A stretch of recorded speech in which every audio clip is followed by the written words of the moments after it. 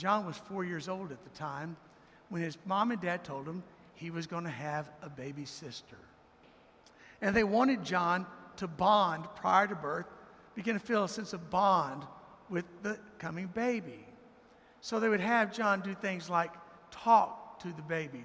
John's best part of communicating with the baby was singing. Oh, he loved to sing to the baby. He was in a preschool where every day they sang lots of preschool songs. So every night he'd come home and he'd just do a concert to Mother's stomach for about an hour. Well, day came and the baby was born, but there were complications. During the delivery, the little girl quit breathing and they had to rush her to neonatal ICU, and they got her breathing again, but there were complications and things started going wrong. Just vital signs started dropping one after another. The doctors weren't able to do much of anything. Some of them finally began to say, you know, you might want to call your pastor. Well, now John's that anxious to see his little sister. He's at the grandparents. He wants to see his little sister. It's left up to Dad to go home and say, John, I hate to tell you, but the doctors think your sister's probably going to die. John said, Daddy, you need to take me to see her. Daddy, I've just got to see her. Please take me to the hospital to see her. And John's dad said, I can't do that, Johnny.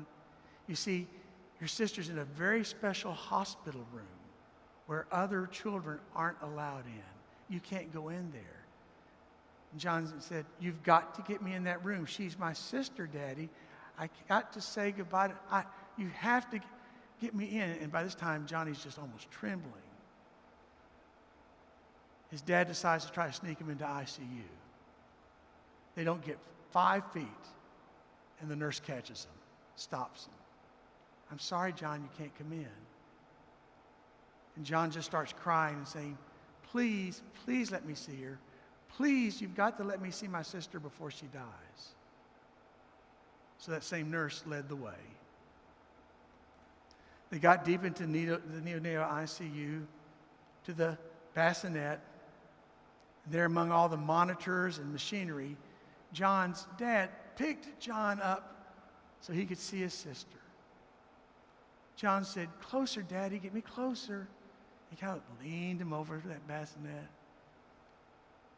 And then John reached in, he picked up his sister's little hand, and he did something which you've seen young children do. He put his head against her head. Have you seen that? Where one put head against head. He put his head on his sister's head, and he started singing. He started singing one of those preschool songs. You are my sunshine, my only sunshine. You make me happy when skies are gray. You'll never know, dear, how much I love you. Please don't take my sunshine away. They kissed her on the forehead, and they left. About 2 hours later, the phone rings. It's the doctors. They say to John's dad, where's John? Well, he's right here beside me. Why? The doctor said, well, we can't explain it, but after he was here, her vital signs began to pop back up and rally. So just got together. We have come up with a prescription.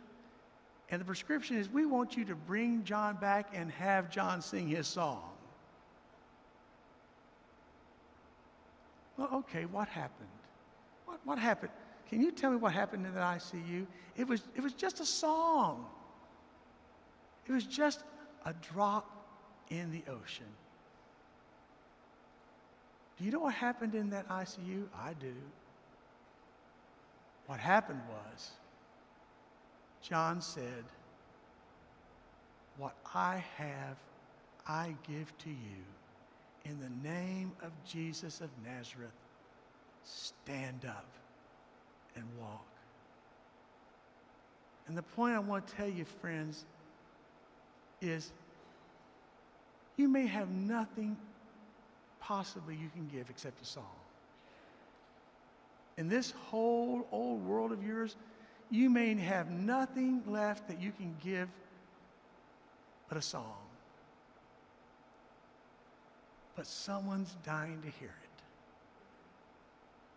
Someone's dying to hear your song. So will you sing it? Will you sing that song that only you can sing and make from it a miracle?